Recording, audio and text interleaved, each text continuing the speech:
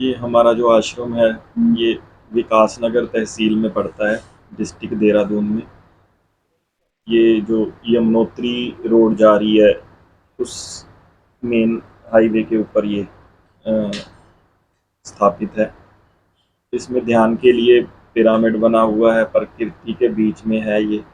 यमुना नदी बिल्कुल पास से ये गुजरती है, और साधकों के लिए यहाँ पे AC room, non AC room और डॉर्मेट्री की व्यवस्था है। जब भी चाहे साधक यहाँ पे आ सकते हैं ध्यान के लिए। और समय समय का आप आश्रम यहाँ पे हर महीने कैंप का आयोजन किया जाता अभी होनी है। है। हाँ। हाँ, हर महीने यहाँ पे कैंप लगते हैं। उसको हम, हमारा पेज बना हुआ है फेसबुक पे, ओशो पिरामिड हथियारी मेडिटेशन सेंटर। उस पे इंफॉर्मेशन डालते हैं जो हर महीने कैंप लगते हैं। मेरा नाम इंद्रप्रीत सिंह मक्कड़ है और मानसा से बिलोंग करता हूँ मैं प्रोफेशन से एडवोकेट हूँ। क्रिमिनल की प्रैक्टिस करता हूँ मैं, क्रिमिनल फील्ड में। तो आश्रम से जुड़ाव मेरा 2021 में हुआ। 2018-19 में मुझे पापा सतनाम जी ने बताया कि ये ऐसे ऐसे हमारी वहाँ पे एक जगह है। तो उसके बाद काफ़ी प्लान बना हमारा काफ़ी बार कि हम वो जगह देख के आए, पर वो किसी कारण नहीं हो पाया। तो 2021 में यहाँ पे जो स्वामी जी अपना कार्य कर रहे थे, वो किसी वजह से यहाँ पे कोई प्रॉब्लम हो गई थी, उसकी वजह से हम यहाँ पे आए देखने। तो उसके बाद उनसे चार्ज ले लिया हमने। तो उसके बाद मैं ही इसको संभाल रहा हूँ, साथ में मम्मी पापा हैं, हम सारे मिलकर इसको आगे बढ़ा रहे हैं। तो जैसे कि जिस विचारधारा से ये शुरू किया गया था, बच्चों की एजुकेशन से लेके, हम चाहते हैं कि उस चीज को पूरा किया जा सके। उस वे में हम सारे लगे हुए हैं। हमारे साथ कुछ चंडीगढ़ से भी टीम है हमारी, और हम सारे इकट्ठे मिलके इस कार्य में लगे हैं।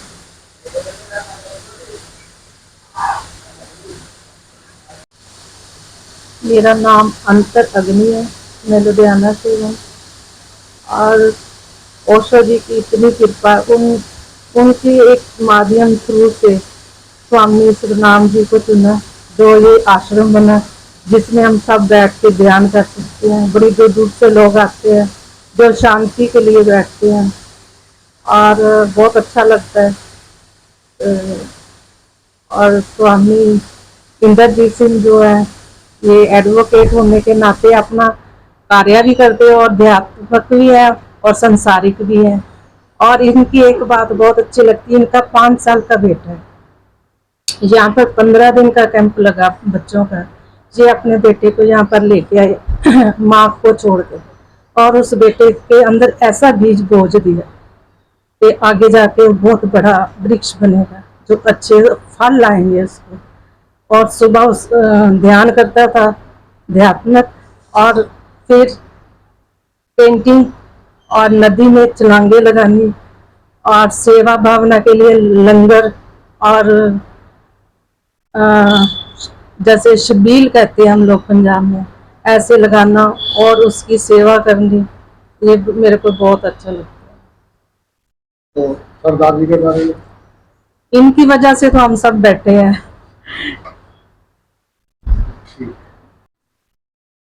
मेरा नाम सतनाम है जी, मैं लुधियाना से बिलोंग करता हूँ।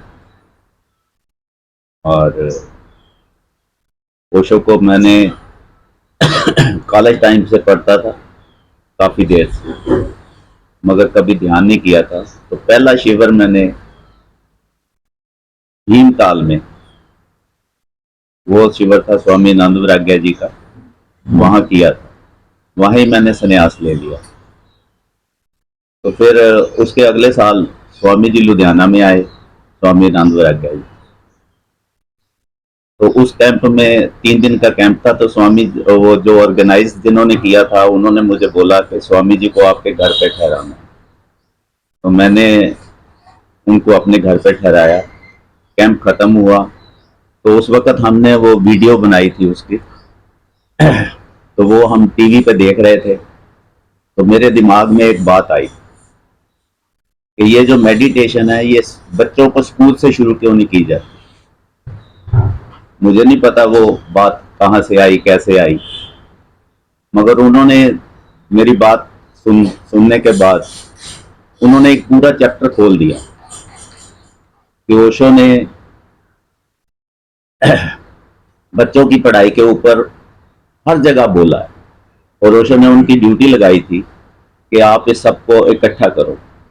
तो उन्होंने बताया कि 2.5 साल लगे उनको सब इकट्ठा करने के लिए। तो स्कूल की बात चल पड़ी। तो ऐसे मैं पूछता क्वेश्चन पूछता मेरे अंदर उत्सुकता पैदा हुई कि ऐसा स्कूल छोटा मोटा बन जाए तो अच्छी बात है। तो मैंने उनसे पूछा ये कितने में बन जाएगा। कहते 1-2 कमरे से शुरू हो जाएगा। तो मेरे पास लुधियाना में 5 एकड़ जमीन थी, वो मैंने प्लॉटिंग वगैरह के लिए वैसे ही बिजनेस से ली थी। तो मैंने उनको बोला मेरे पास जमीन तो पड़ी हुई है, अगर 1-2 कमरे से कोई काम चलता है तो चलो हम करते हैं। वो मेरे साथ गाड़ी पे बैठ के वो जमीन देखने चले गए। तो रास्ते में उन्होंने बोला, ओशो ने बोला है कि जगह ऊपर नीचे हो, फुहारे हों, टेढ़े मेढ़े हों। मैंने कहा आप हिल स्टेशन की बात कर रहे हो? तो कहते हाँ। तो मैंने कहा ये जितने की मेरी जमीन यहाँ है इतने की बेचते हैं और हम वहाँ लेते हैं। तो तब से ये आश्रम हमने खरीदा। ये जगह फिर 2 साल लगे हमको ढूंढते, फिर हमने ये जगह खरीदी और ये आश्रम तब से शुरुआत हुई।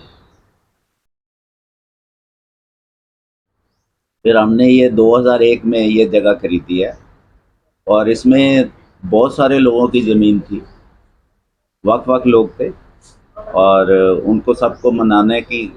एक उनके भाई थे वो मिलिट्री में थे, तो वो कहते भी मेरा भी सौदा आपसे फाइनल है, मगर मैं दूंगा जब मैं छुट्टी होगी तो आऊँगा। 2-3 महीने के बाद जब छुट्टी हुई वो आए तो वो उन्होंने 3 गुना पैसे लिए हमारे से जो बच गए, क्योंकि उन्होंने पता इधर भी ले ली इधर भी ले ली, ये भी लेंगे।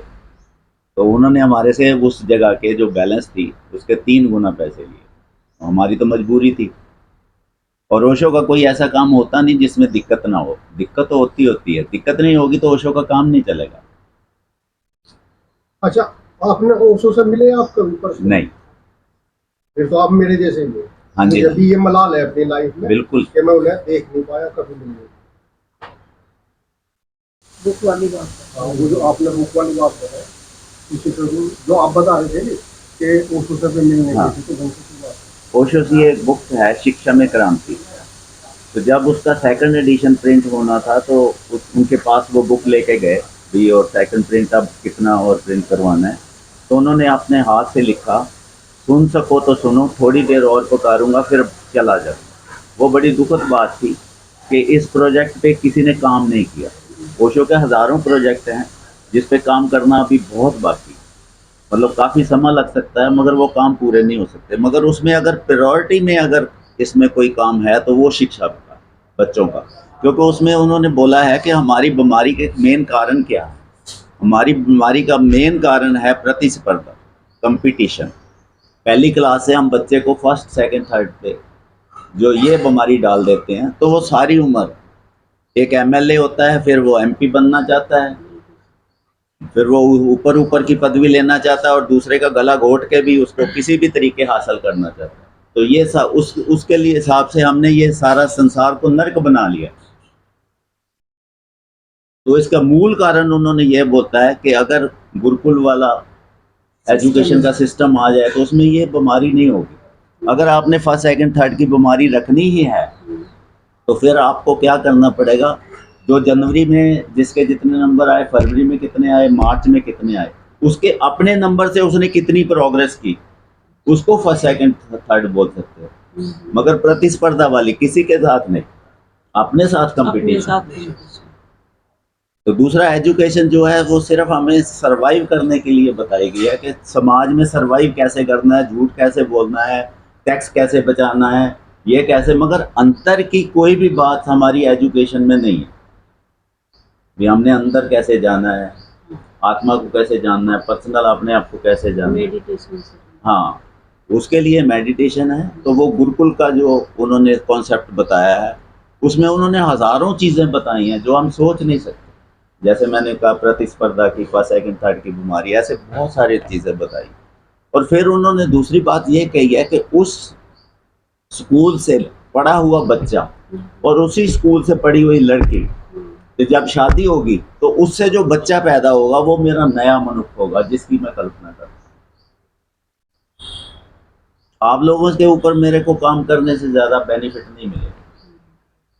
जो न्यू जनरेशन होगी उसमें वो बीमारी ही नहीं होगी जिसका हम इलाज करना चाहते हैं। वो स्वस्थ संसार होगा, वो प्रेम होगा। वही बात जो ओशो कहते हैं कि मैंने अपनी जिंदगी में जो भी बोला है उसको करके दिखाया। कैसे? उन्होंने अमेरिका में, यूएसए में जो बना के दिखा दिया, 54,000 एकड़ जमीन में उन्होंने बना के वो दिखा दिया कि यहाँ कोई पुलिस की जरूरत नहीं है, किसी बाउंड्री की जरूरत नहीं है, किसी मिलिट्री की जरूरत नहीं है। यहाँ प्रेम, वो प्रेम वाली भाषा जो है वो हमारी एजुकेशन में 1% भी नहीं। तो प्रेम के आधारित जो भी होगा वो उन्होंने करके दिखाया यूएसए वगैरह।